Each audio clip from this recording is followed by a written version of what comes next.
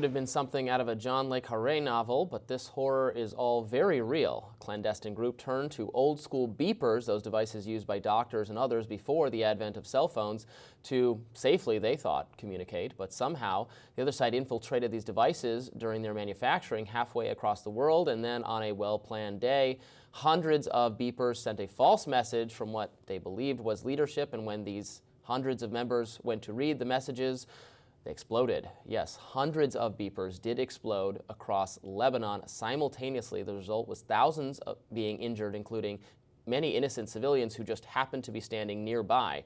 The most recent casualty count is at 12, but expected to go higher, perhaps significantly higher. Hands were blown off, faces were mangled, sirens and chaos. That was Lebanon yesterday, the target being Hezbollah. According to news reports, Israel has confided in its ally Washington that it was their actual handiwork. No one doubts that, as Israel's intel prowess and execution is legendary. But now, as the dust settles, many wonder if this really will be the beginning of a wider war in the region. Let's remember, Israel and Hamas have been at war for almost a year now. There have been missiles fired between Hezbollah in Lebanon and Israel in the last few months. The Houthis in Yemen have also been active. So here to further explain what this latest attack means is Professor Trita Parsi, Executive Vice President of the Quincy Institute of Statecraft. Dr. Parsi, thank you so much for joining us. I wonder if you could take us into some of the conversations that are likely happening in Beirut right now as a result. Of course, Iran's ambassador to Beirut was harmed in this attack. I think we're reading and hearing more about his injuries being very significant. But what do you think is going to be the response in the short term coming from Beirut? So if you take a look at this over the course of the last 11 months, the pattern we see is that the overwhelming number of attacks are coming from the Israeli side against Lebanon.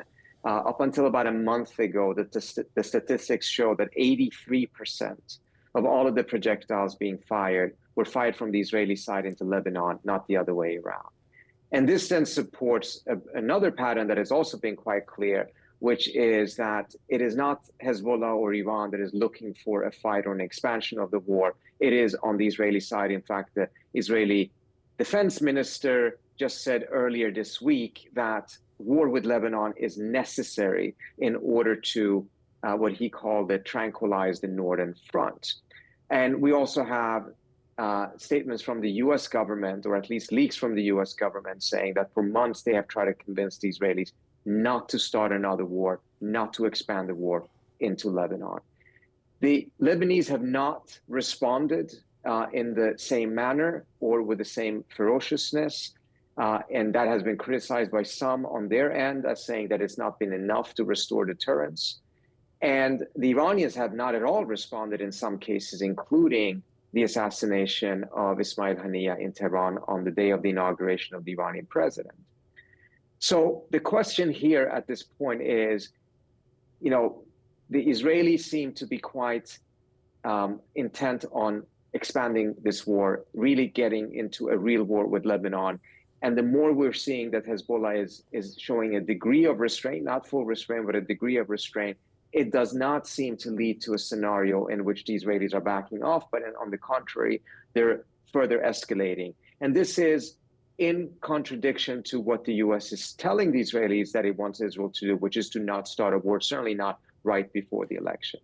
I want to step back. From the U.S. standpoint, sorry, go ahead. Go ahead, finish your point.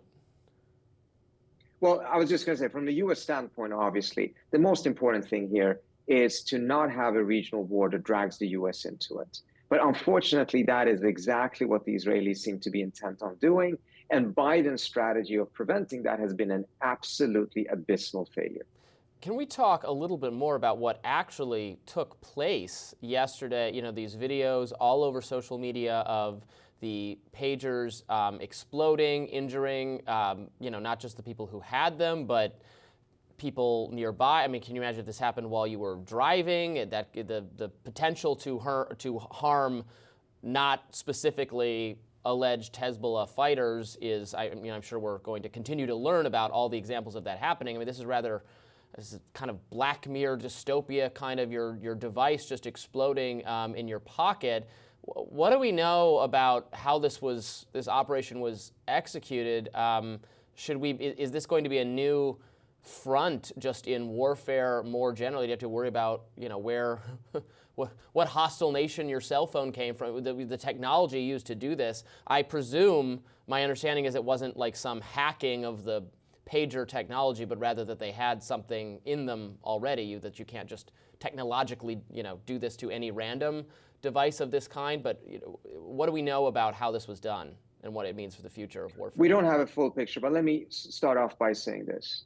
If some other entity had done this to Israel or to the United States, we would have immediately called it an act of terror and an act of war.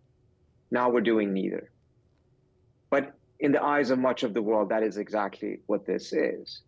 Now, when it comes to the detail of exactly what happened, the picture is still not fully clear. But it does appear very likely that these were beepers that the Israelis had interjected on their way to Lebanon in a third country, injected a specific type of explosive in it, up to 20 grams of it. And this was done about 4 to 5 months ago. And then the question is, how exactly did they manage to make them detonate all at the same time? Is it as a result of sending signals to the beepers that overheated the battery and then that caused the explosion to take place? Earlier on, there was some speculation that that was what was done, but without explosives being inside the beepers. And as a result, this could be done to any beeper. It does not appear to be the case at this point. The structure of the explosions, etc., do not seem to suggest that that is a battery exploding, and certainly not a battery exploding with this type of ferocity of being able to kill people. So there seems to have been a combination of the two. But as you pointed out, the Israelis had no idea where this very large number of beepers were at the time in which the explosions took place. People could be driving. In some cases, they were in hospitals. In some cases, hospital personnel were holding these beepers in hospitals, causing damage inside those hospitals as well. And again, that is precisely why, if this had been done to us, there would have been absolutely no hesitation. We would have called this an act of terror, because by definition, we do not have any control over the degree to which civilians would have been targeted and harmed in this. Dr. Parsi, I wonder if you could speak to the timing of this attack. I'll note that Secretary of State Blinken is actually in Cairo at this very moment working on a ceasefire deal on behalf of the administration. What went into the timing of this specific attack by Israel? I mean, the timing we have seen on many of these other attacks by the Israelis is that they either don't care at all what the U.S. is doing in terms of these ceasefire talks that at this point are quite farcical, or that they're actually doing it at a moment in order to sabotage those talks, not that those talks were going anywhere anyways.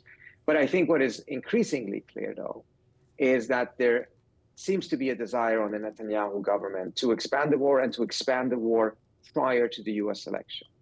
This would have the benefit for Netanyahu's perspective of most likely helping Trump get elected. That seems to be the calculation, whether that's true or not. It would force both Trump and Harris to take on this knee-jerk pro-Israel position, even though what Israel is doing is completely undermining U.S. interests. And then by the time either Harris or Trump gets into office, the war is already a reality. And as a result, the U.S.'s maneuverability in the region will be even less. And there's little that they can do about it. Again, none of this would have happened, in my view, had it not been for the Biden administration adopting this so-called bear hug strategy with Israel in the first place. This idea that the best way to exert leverage and gain leverage over Israel in order to be able to restrain it is to actually support it to the tilt, defend it and protect it at the UN, make excuses for it when it is assassinating American citizens. And that some way, somehow, miraculously would cause the Israelis to listen more to the United States. It's been completely the opposite, predictably. There's absolutely no reason to believe that that strategy would have worked in the first place. And instead, what we have seen is that the more the Biden administration has done this, the more they have protected Israel, made excuses for Israel, armed Israel to the tilt, the more Israel has become dismissive of American wishes. And lastly, how would you respond to an argument I saw on social media from supporters of Israel saying that, well, their state of war exists between Israel and Hezbollah? This was it's not a surprise that they're enemy groups, that Hezbollah is a terrorist group, and so this was a legitimate attack on their operating capabilities. Well, first of all, even if one were to accept the argument that a war is already existing between Israel and Hezbollah, reality is that this was a significant escalatory move that would bring the war very likely bring it into a much higher level. And again, I'm speaking from a U.S. national interest perspective. That's exactly what we want to avoid, because if this war escalates further, then it risks dragging the United States into it. And the absolute last thing we need is another war in the Middle East that the U.S. is involved in, particularly one that absolutely serves none of our interests. Secondly, even if the Israelis were to make the argument that they're targeting Hezbollah and they view it as a terrorist organization, et cetera, this was not a targeted attack. This was something that, as you mentioned, could happen when they're driving a car, causing massive car accidents. At the end of the day, we have about 4,000 people injured, 300 critically at the hospitals. Not all of them in any way, shape, or form were Hezbollah operatives. And again, had Hezbollah or any other entity done it to Israel or to the United States, we would not have hesitated. We would have called it an act of war, and we would have called it an act of terrorism. Trita Parsi, thank you so much for joining us. We appreciate it. Thank you so much for having me.